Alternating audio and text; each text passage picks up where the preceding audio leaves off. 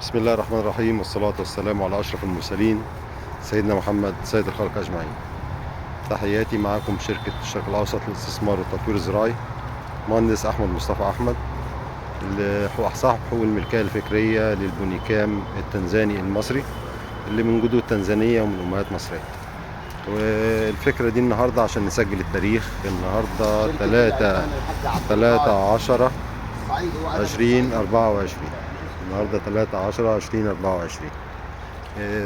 دي بونيكام ومواصفاته اللي هو مفهوش أشواك، بالفكر الجديد اللي احنا بدأنا نعمل عملية ترقيد للنبات بعد ما ربيناه في الأرض، وبنفسخه زي ما انت شايف كده، وبيبدأ يتحمل ويتوكل على الله الذي لا إله إلا هو، تمام، للأراضي المستديمة.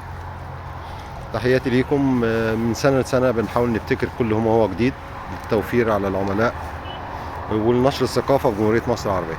البونيكام اللي ما يعرفش البونيكام بسم الله ما شاء الله يقدر يوفر لك أعلاف، أقل حاجة 70-80% من اللارج أنيمال. تجففه يشتغل معاك، تحشه أخضر وتأكله أخضر، يشتغل معاك للألبان. تجفيف، نسبة البروتين بتاعته في التجفيف بتصل ل 18% و19%، أخضر من 8 لغاية 16%. انتي اوكسيد، ما بيقولوش انتي اوكسيد ان هو مضاد للاكسده، ما بيعملش انتفاخات لللارج انيمال، للبهايم وللابقار.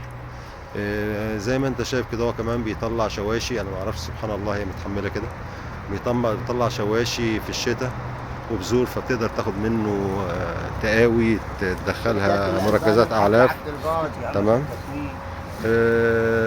الله يقوينا وييسر لنا امورنا وييسر لكم اموركم، والله المستعان على مكان.